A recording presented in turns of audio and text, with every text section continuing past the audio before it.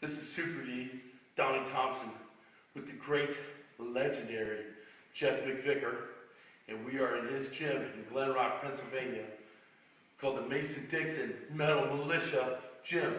Metal Militia Gym, right, Jeff? That's right. Now, I knew I was in Jeff McVicar country, because it doesn't matter where you are, it's kind of your land at that time. You claim it and you own it. Yeah. I noticed when I came in, the door doesn't work because you shot it. Okay, what happened there? I was locked out, and I was in a bad mood. Everybody left the gym, and I got here to come in and do my workout, and they locked me out. So I put through 2 fucking rounds to the doorknob, kicked it open, and came in and did my training. That'll get the door open too. And so you saved the frame, you just blew the lock off, and then you're ready to go. I didn't want to spend too much money fixing anything I was having a temper tantrum with. And then I saw one of your cell phones had about 5 bullet holes in it too. You got mad at your cell phone? Yeah, because of Sprint. You know, you remind me of Elvis. Elvis used to get pissed off when he watched television. They said something bad about him. He'd pow, pow, pow. But that kind of gets your anger done and over with. Yeah, me and Elvis got a lot in common. You're both kings, that's for sure. We're both going to die the same way. Well, how come no matter where I go in this country, no matter who I talk to, when your name comes up, they know who you are? You know, and you know what? Not one person says anything bad about you. I mean, they do say you're crazy, but they never say one cross word about you. And I just love it. You speak your mind and everything like that. Why do you think you're so famous? Because I send people pictures of my dick. The penis picture. You know, you don't care if it comes back to you, do you? No, it's like fucking free advertising. Well, you know, this is an X-rated interview here. I can't get over how many injuries you've had. How many operations have you had? 17 reconstructive surgeries. And then, plus your back, tell them how you hurt your back in a car wreck. Yeah, car wreck, broke my back in a car accident, and once in a bobcat accident, once a deadlift in sumo. That was stupid. Well, that was after you already heard it too, wasn't it? Mm-hmm. Well, I want you to see out there in powerlifting land, he had 17 surgeries, and his structure was screwed up, tendons reattached in your shoulders and everything, and look how muscled up he is. He still trains all the time.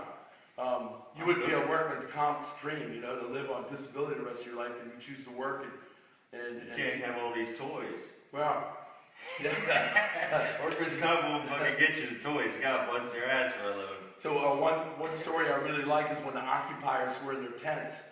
You drove by at 6 in the morning and told them, don't get the hell up and get a job, right? Every day. Every day. They knew I was coming. I got air horn and everything. Yep. I love that. I mean, so you're a true American. You love your firearms. You have a nice piece of land out in the country, kind of like your own the survivor guy, that, in the doomsdayers, but except, you can't wait till doomsday comes. It's already here. Let's talk about your gun collection. I was able to hold a 50 caliber rifle down in your basement out of that safe, and you had all these other firearms. What is your love for firearms? It felt good to me just to see all that stuff. How did you come to liking guns so much? Well, I was brought up like strict Catholic. I went to Catholic school.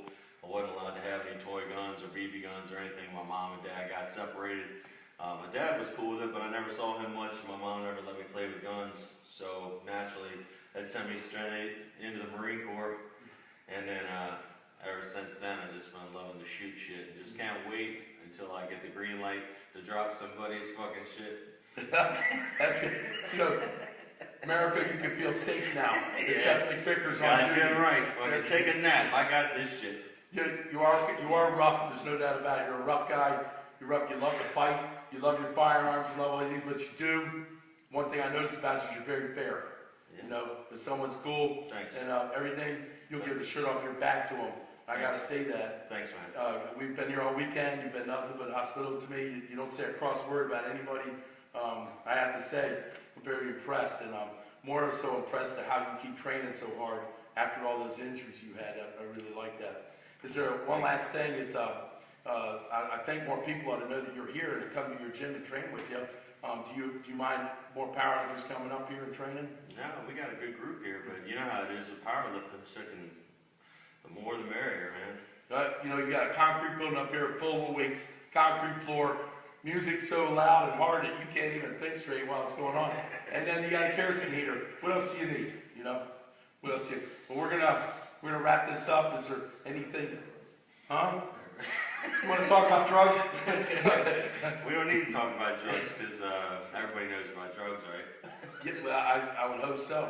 You know, anti-aging. It's all process. about hormone replacement therapy. Yeah. It's the way of the future.